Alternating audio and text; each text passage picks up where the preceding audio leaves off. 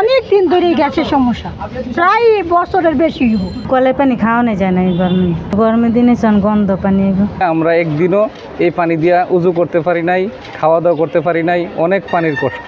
9টার দিকে চলে যায় গ্যাস, হালকা একটুখানি থাকে, তারপরে আবার যখন আয় তখন হইলো দেখা গেছে 1:30, 2টা এরকম, তখন একটু বাড়ে। আবার এখানে আজকে 3-4 দিন ধরে পানির সমস্যা হইতেছে, পানি থাকে না। আমরা তো বিল ঠিক মতো নিয়ে দিতেছি, গ্যাস বিল তো ঠিকই নিতেছে, তাহলে আমরা কেন কষ্ট করব? পানি সকালের দিকেও যায়, গেলেও দেখা গেছে আধা ঘন্টা 1 ঘন্টা এরকম থাকে না, তারপরে আবার দেখা গেছে দুপুরবেলা জায়গা, আবার দেখা গেছে 1-1.5 ঘন্টা থাকে না, আবার সন্ধ্যার পরে জায়গা, আবার রাতের 8টা-9টা বাজে। এরকম ছিল না, আমরা পানির কষ্ট কোনো দিনই করি না। এই যে 4-5 দিন ধরে পানির সমস্যা, পানি গন্ধ করে।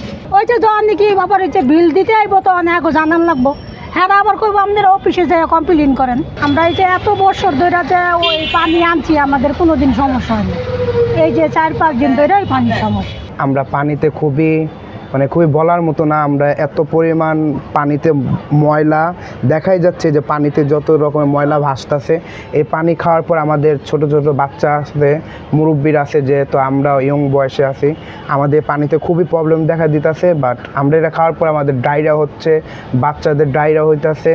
আর আমাদের মূলত আমাদের লাইনের পানি খাওয়াতে আমাদের অনেকটাই সমস্যা হইতেছে, যেমন অনেক দুর্গন্ধ, ময়লা, আমরা এগুলা গ্রহণ করতে পারতেছি না। দ্বিতীয়ত হচ্ছে আমাদের ফিল্টার কিনা খাইতে হইতেছে। ফিল্টার আমাদের মতো মানুষ ফিল্টার কিনা খাওয়া সামর্থ্য নেই।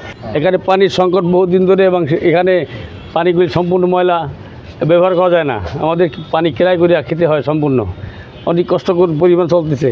আমরা একদিনও এই পানি দিয়া উজু করতে পারি নাই, খাওয়া দাওয়া করতে পারি নাই, অনেক পানির কষ্ট।